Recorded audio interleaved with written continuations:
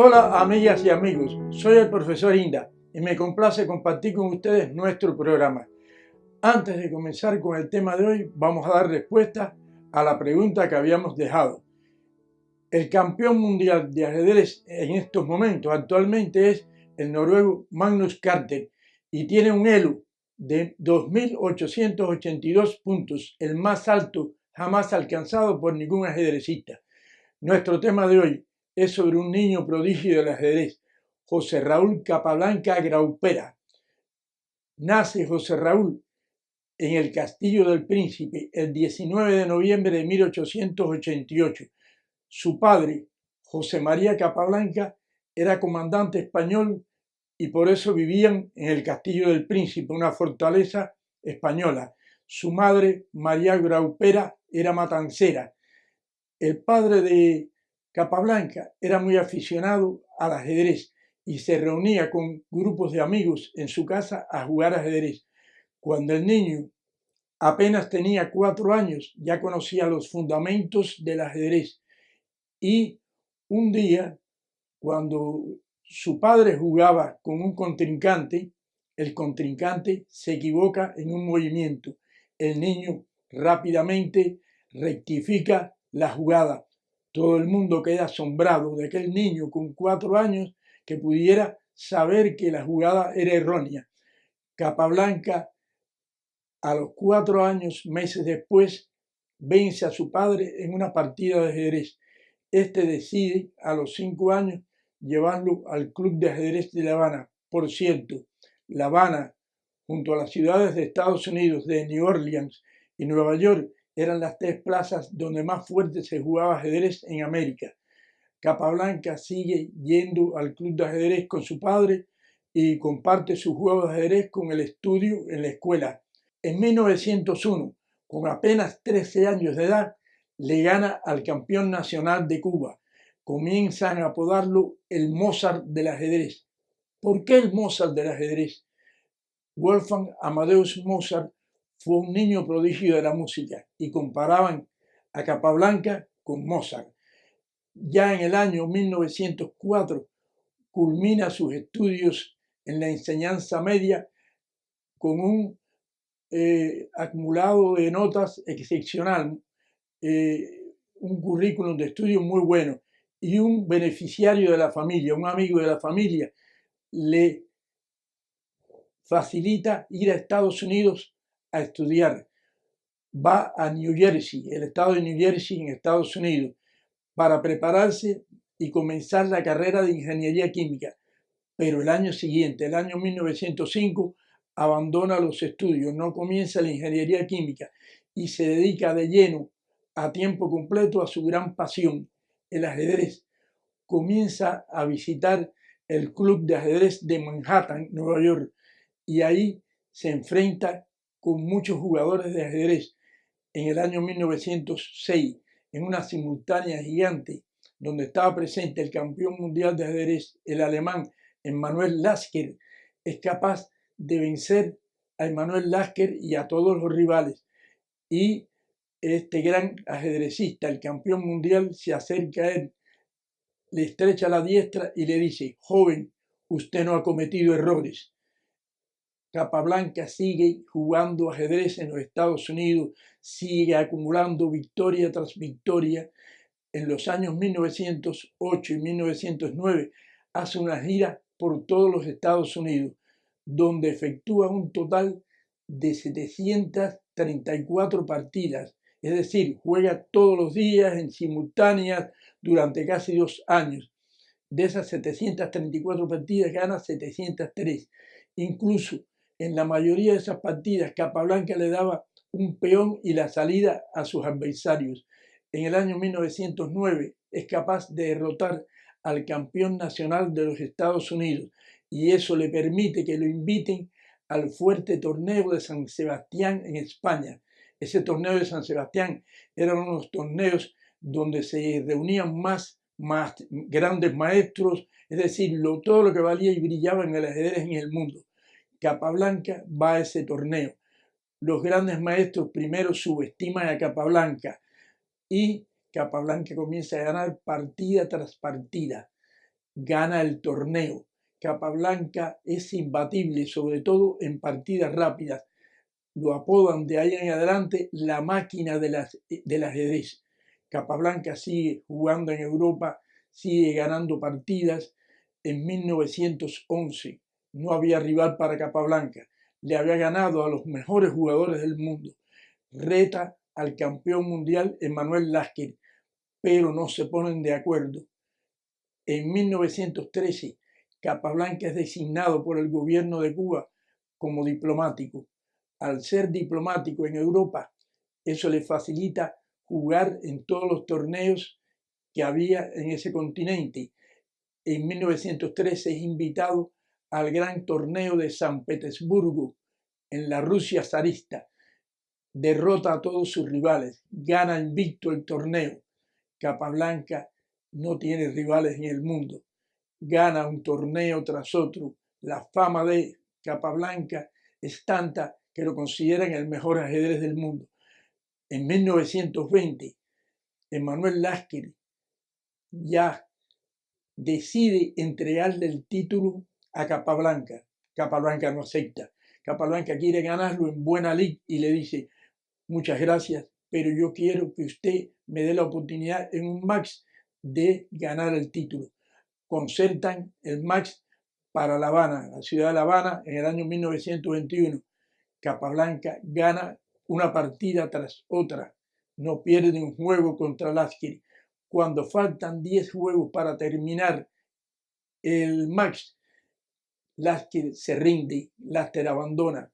Capablanca ocupa el campeonato, o sea, gana el campeonato en el año 1921 y lo retiene hasta el año 1927. Meses después de obtener el campeonato, Capablanca contrae matrimonio con una joven de la más alta nobleza camagüeyana, es decir, una familia distinguida de Camagüey. Tiene 2 hijos con ella, un varón y una hembra. En el lapso de tiempo del 1921 al 27, Capablanca juega en varios torneos y todos los gana. Nadie quería jugar por el campeonato con Capablanca porque consideraba que no lo podían ganar. Al fin, en el año 1927, Alexander Alekhine, un gran jugador ruso de un carácter agrio, de un carácter que todo el mundo lo consideraba mal carácter, pero que era un gran jugador de ajedrez, había perdido varias veces con Capablanca. Reta a Capablanca a un match por el campeonato. Capablanca se confía, Capablanca no estudió nada para ese match. El match se efectúa en el año 1927 en Buenos Aires, Argentina. Alekhine, viejo zorro, había estado meses estudiando el estilo de Capablanca, las aperturas, los juegos de Capablanca. Es decir, se hace un experto en el estilo de juego de Capablanca. Comienza el match. Tabla tras tabla. Hicieron 6 tablas consecutivas. Pero Alekhine empieza a imponerse y gana el torneo 6-3. Es decir, que le gana el campeonato a Capablanca. Capablanca para el mundo entero sigue siendo el mejor jugador de ajedrez. Todos se sorprenden por aquella derrota.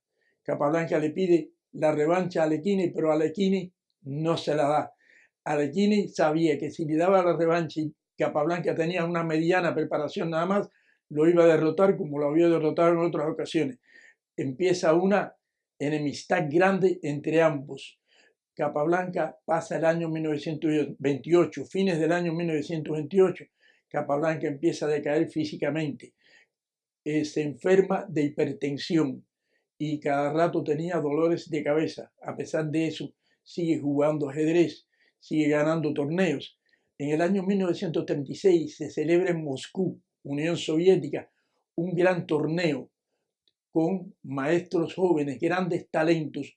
Para darle lustre, para darle más brillo al torneo, invitan a Capablanca. Ya Capablanca tenía 48 años. Muchos pensaron que los jóvenes maestros iban a derrotar a Capablanca. No fue así. Capablanca gana invicto aquel torneo, demostrando que todavía era el mejor. Último torneo de Capablanca, Olimpiada de Ajedrez en Buenos Aires, año 1939. Capablanca, antes de esa Olimpiada, había escrito 3 libros de ajedrez que eran estudiados por todos, 3 libros magníficos sobre ajedrez. Además, había participado en una película que se llamó Fiebre del ajedrez. Bueno, volvemos a la Olimpiada de 1939 en Buenos Aires. El equipo de Cuba era un equipo modesto, exceptuando a Capablanca, que brillaba por encima de todos los demás y era el primer tablero.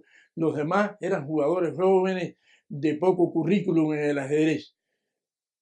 Pero Capablanca gana el primer lugar como primer tablero del equipo Cuba. De 11 posibles puntos, obtiene 8,5. Alekhine en ese momento también era el primer tablero, pero del equipo de Francia. Alekhine y los organizadores del torneo quieren jugar con Capablanca, pero Capablanca plantea: no, él no ha querido darme nunca la revancha por el título, por lo tanto no tengo que jugar con él. Y no juega con él. Después de ese torneo de 1939, Capablanca no jugó nunca más una partida oficial. Año 1942, Club de Ajedrez de Manhattan. Capablanca está observando una partida y comentándola. De pronto se pone de pie y dice: que me quiten el abrigo, alguien que me ayude a quitarme el abrigo. Cae como fulminado por un rayo, gravemente herido por un ataque cerebral, o sea, de muerte. Lo llevan al hospital. Esa madrugada, la madrugada del 8 de marzo de 1942, fallece. Sus restos mortales son conducidos a La Habana. Su sepelio fue una manifestación de duelo multitudinaria. Todo el pueblo de La Habana asistió. Es enterrado en cristiana sepultura en el cementerio de Colón en La Habana. Todo el mundo del ajedrez estaba de luto. Había muerto uno de los mejores ajedrecistas del mundo. Capablanca, según grandes maestros del ajedrez, grandes campeones como Anatoly Karpov y Fischer, su libro Fundamentos del ajedrez es uno de los mejores libros que se ha escrito de ajedrez. Capablanca en ese libro, en una de sus partes, plantea: se gana más cuando se pierde una partida que cuando se gana. Se aprende más en el ajedrez. El gran maestro Yugoslavo Grigori planteó en una ocasión: Capablanca sabe, nosotros ensayamos. En honor a Capablanca, el año 1962 se instaura en Cuba un torneo de ajedrez llamado Capablanca y Memoria, donde han asistido todo lo que vale y brilla del ajedrez en el mundo, grandes campeones mundiales.